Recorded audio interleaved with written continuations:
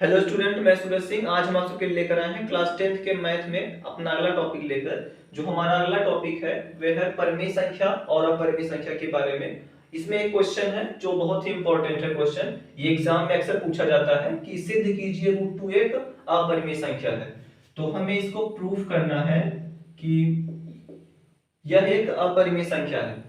तो हम क्या करेंगे, पहले तो हम लोग जानते हैं कि परिमेय संख्याएं क्या होती है। परिमेय संख्या क्या होती है? परिमेय संख्या क्या होता है कि जिसको हम p/q के फॉर्म में लिख सकते हैं, वो क्या होती है? परिमेय संख्या। अपरिमेय संख्या क्या होता है जिसको हम p/q के फॉर्म में नहीं लिख सकते हैं। तो हम इसको पहले इसके विपरीत मान लेते हैं कि √2 एक परिमेय संख्या है। तो यहां पर माना √2 एक परिमेय संख्या है।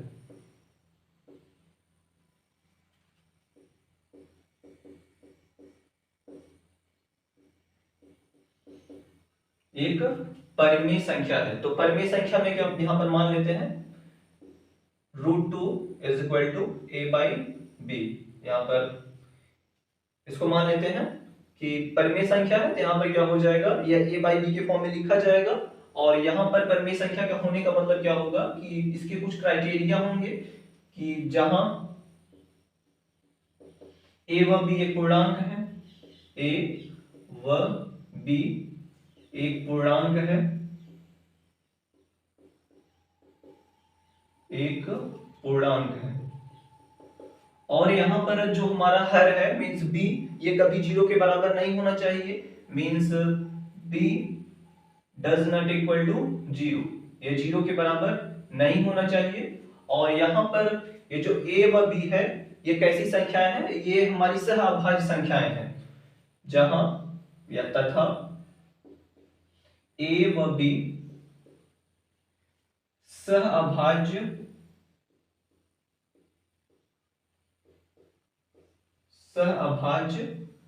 संख्याएं हैं।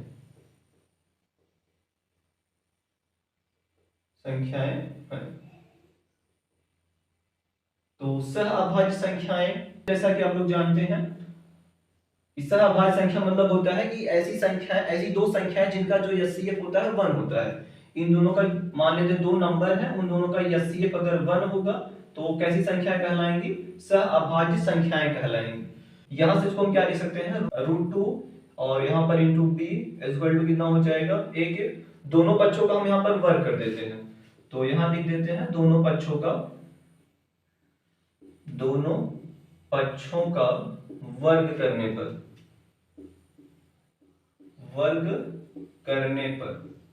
तो वर्ग करने पर क्या हो जाएगा, यहां पर हो जाएगा √2 b का होल स्क्वायर और यहां पर a का स्क्वायर। जब हम √2 का स्क्वायर करेंगे तो क्या हो जाएगा, 2 होगा। और यहां पर b का स्क्वायर कितना हो जाएगा, b स्क्वायर इक्वल टू किसके हो जाएगा, यहां पर a स्क्वायर के।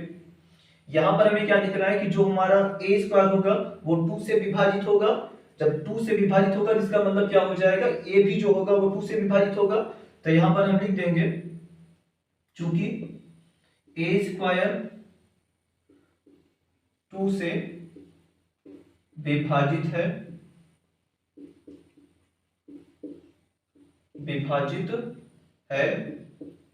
अर्थात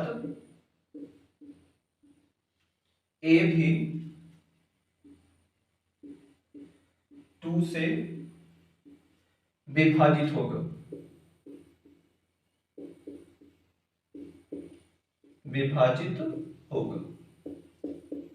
इसको मान लेते हैं इक्वेशन फर्स्ट। यहां पर हम एक और नंबर कांस्टेंट टर्म मानते हैं कि a इक्वल टू 2c। एक और पूर्णांक मान लेते हैं c।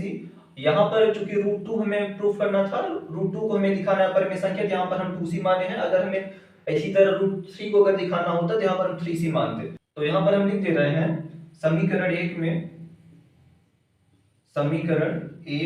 में a का मान रखने पर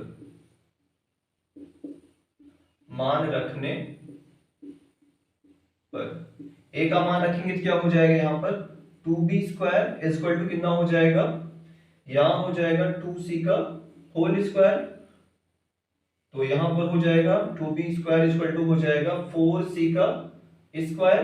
2 1 जा 2, 2 2 जा 4, यहाँ पर हो जाएगा B square equal to 2c का होल स्क्वायर। तो इसको हम मान लेते हैं समीकरण 2। तो इसमें हमें क्या दिख रहा है कि यहाँ पर जो बी स्क्वायर होगा वो 2 से विभाजित होगा, इसका मतलब बी भी क्या होगा, 2 से विभाजित होगा। तो यहाँ पर हम लिख दे रहे हैं अतः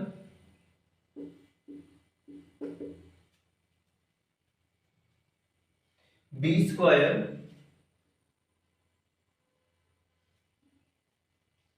यहां हम लिख दे रहे हैं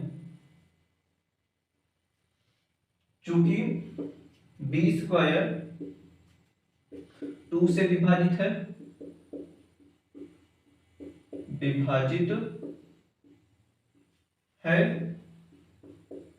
अर्थात बी भी 2 से विभाजित होगा,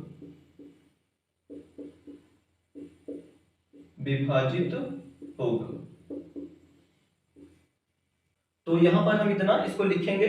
और उसके बाद यहां पर हम चूंकि ऊपर माने थे कि ए व बी सहअभाज्य संख्याएं हैं, लेकिन यहां पर इक्वेशन फर्स्ट और सेकंड में क्या दिख रहा है, इसमें कम से कम जो ए व बी में है कम से कम एक उभयनिष्ठ और है, और वो क्या है, ट्रू है। तो हम यहां पर लिख देंगे परंतु ए व बी में कम से कम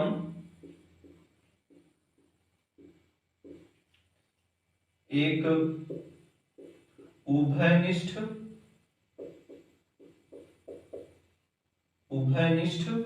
गुणनखंड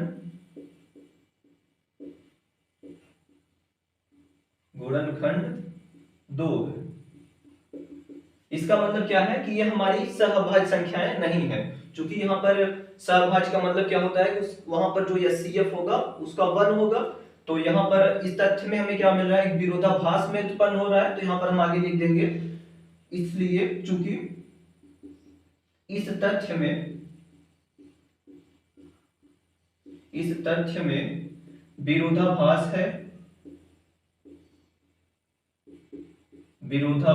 है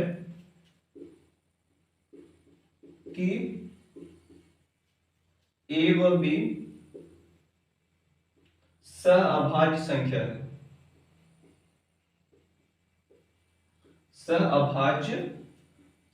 है,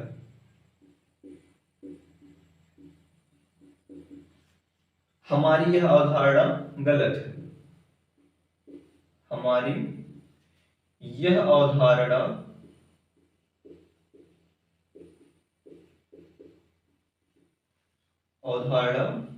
गलत है।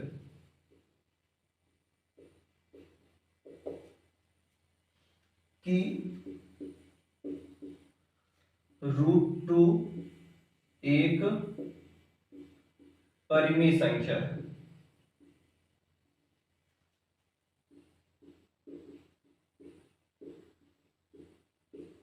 इसके आगे हम क्या लिखेंगे कि हमारी यह अवधारणा गलत है कि √2 एक परिमेय संख्या है। चूंकि हम यहाँ पर मान के चल रहे थे कि √2 एक परिमेय संख्या है, और परिमेय संख्या का होने का मतलब क्या होगा कि वह एक सहअभाज्य संख्याएं होंगी और ए व बी एक पूर्णांक होगा। लेकिन हमने यहाँ पर देखा इक्वेशन फर्स्ट और सेकंड में कि इसमें एक उभयनिष्ठ गुणनखंड 2 है, जो कि सहअभाज्य संख्या नहीं हो सकता। सहअभाज्य संख्या होने का मतलब क्या होगा कि उसका एचसीएफ केवल 1 होना चाहिए। तो यह हमारी अवधारणा गलत है कि √2 एक परिमेय संख्या है। अतः √2 एक अपरिमेय संख्या है। जब हमारी अवधारणा गलत हो गई तो यह क्या होगा, एक अपरिमेय संख्या होगा।